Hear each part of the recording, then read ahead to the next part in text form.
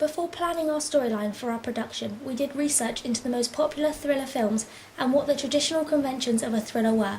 We found that these included excitement, suspense, nerve-wracking tension, a single-minded goal, cliffhangers, the main character in a menacing situation, a climax, and a potential death situation. We believed we used all these conventions in our thriller as we tried to create a tense atmosphere in our kidnapping scene. We used footage of our main character getting ready in a calm but menacing way to make the climax even more tense.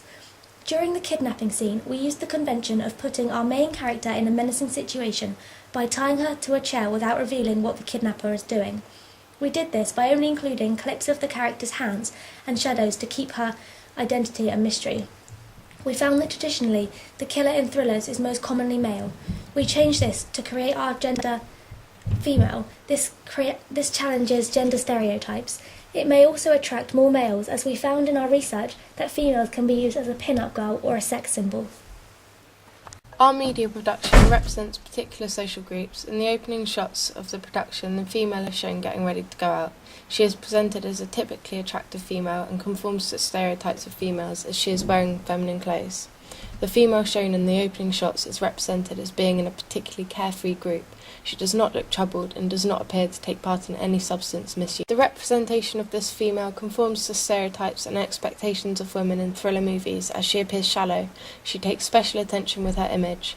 Further in our production, this stereotype is reinforced as it is this particularly weak female that finds herself in a vulnerable position.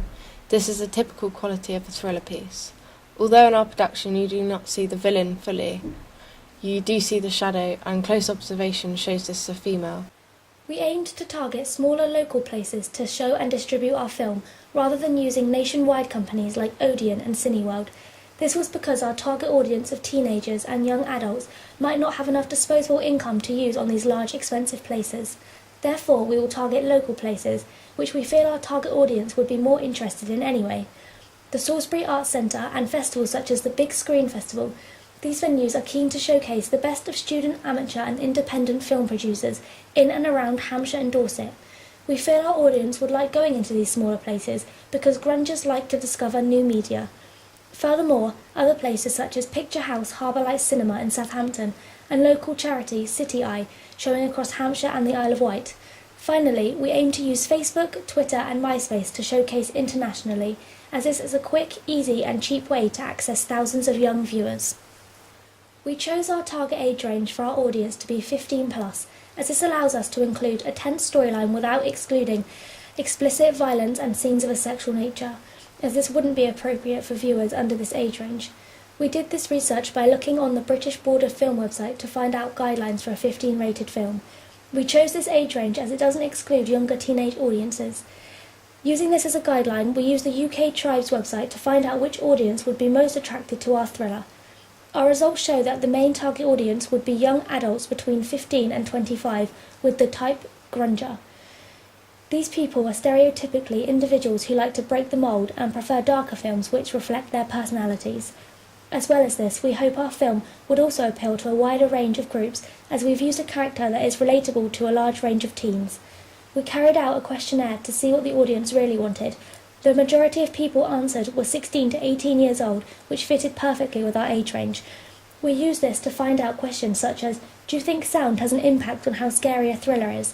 And what is your favourite thriller film to influence our thriller? We conducted research as to inquire which types of people would be watching our film. By targeting particular types of social groups, our media product, as a result, represents these particular social groups. We conducted a questionnaire and this helped us to identify with our target audience. Following research, we discovered that our target audience were from middle-class white British background and lived mainly in and around the city area. They mostly were working students aged 15+. We used teenage actors in our production so that our audience can relate to them and their situation. The production is filmed in city areas and so represents our target audience and the particular social groups we were targeting as they live in these areas. The areas in which we filmed the production may be recognisable to the audience as they live in similar areas. After researching on UK tribes, we discovered that the particular social group that mainly make our target audience are grungers. This particular group does not tend to follow the mainstream way of fashion and beauty and are regular cinema goers. Our media production attracts this particular social group as they enjoy darker films which reflect their personalities and they can relate to the characters. When filming our thriller opening sequence, we had quite a few technical issues. First of all, the quality of our shots were not that good.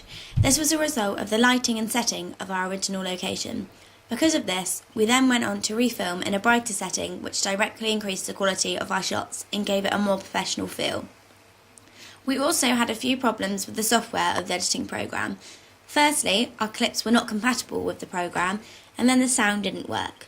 Because of this, I had to buy the new version of Pinnacle to enable us to edit our film. The camera we used was a Sony CMOS HID Handycam 108 Full HD. This was our own camera, which meant that we could do filming outside college so that it was not rushed and also so that we could get the setting and mise-en-scène right to create the atmosphere that we wanted. During the editing of our thriller, we found that the laptop we were using was often slow and we had to wait for quite a while before we could properly see what the clips would look like together. Next time we will make sure that the computer that we choose to edit is more reliable so that we can use our time more productively than waiting around for it to catch up. Firstly, the extent to which we planned our projects was drastically different. In our preliminary task, we rushed into filming with little care for the storyline, camera angles and target audience. When planning our final thriller piece, we spent weeks carefully choosing the plot, music, characters, costumes and props. This type of detailed work on the mise-en-scene really helped and made our final piece stand out from our preliminary task. We made sure everything was done and in line with the conventions of the thriller genre by extensive research. We watched the preliminary task and then the final piece, and we made sure and found out that there is a drastic change in the quality of equipment, camera angles and editing. The types of shot used in the final piece were more varied and interesting, whereas in the preliminary task they were quite plain and messy. We spent time trying to find out different ways of editing our opening scene to see what looks the most effective, whereas on the preliminary task we only used basic editing skills with little care for the final piece.